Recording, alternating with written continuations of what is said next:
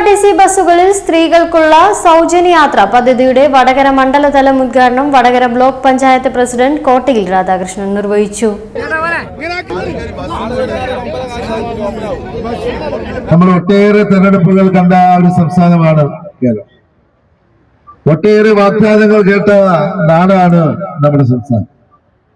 പക്ഷെ അതിനൊക്കെ തന്നെ വ്യത്യസ്തമായി എന്താണോ പറയുന്നത് ആ പറയുന്ന കാര്യങ്ങൾ ചെയ്യാൻ കഴിവുള്ള ഒരു സർക്കാരാണ് കേരളത്തിൽ ഇന്ന് നമ്മുടെ ബഹുമാന്യനായ മുഖ്യമന്ത്രിയുടെ നേതൃത്വത്തിലുള്ളത് എന്നുള്ളതിന്റെ തെളിവായി ഇന്നത്തെ ദിവസം നമ്മുടെ മുമ്പിൽ.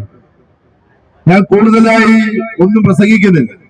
കാരണം ഇവിടെ സ്വാഗതം പറഞ്ഞ KSRTC ഉദ്യോഗസ്ഥൻ പറഞ്ഞതുപോലെ നമുക്കിത് വളരെ പെട്ടെന്ന് 9 മണിക്ക് തന്നെ ഇത് ഫ്ലാഗ് ഓഫ് ചെയ്യേണ്ടതാണ്. അതുകൊണ്ട് സമയക്രമം പാലിക്കാതിരിക്കാൻ പറ്റും. നമുക്കറിയാം, കേരളത്തിന്റെ മുഖ്യമന്ത്രിയെ പറ്റി ഞാൻ ഏറെ പറയേണ്ട ആവശ്യമില്ല.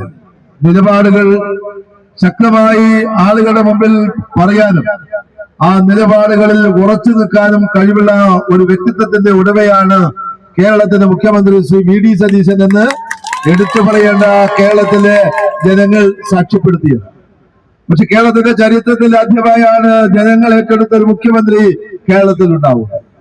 ആ മുഖ്യമന്ത്രിയെ കേരളത്തിലെ ജനങ്ങൾ തെരഞ്ഞെടുത്തത് തെറ്റായി പോയില്ല എന്നുള്ളതാണ് ഇന്നത്തെ ഇന്ദിരാ ഗ്യാരണ്ടി എന്ന് പറയുന്ന വാഗ്ദാനങ്ങളിലെ ഒരു വാഗ്ദാനമായ സ്ത്രീകൾക്കുള്ള KSRTCയിൽ സൗജന്യ യാത്ര പറയുന്നത്.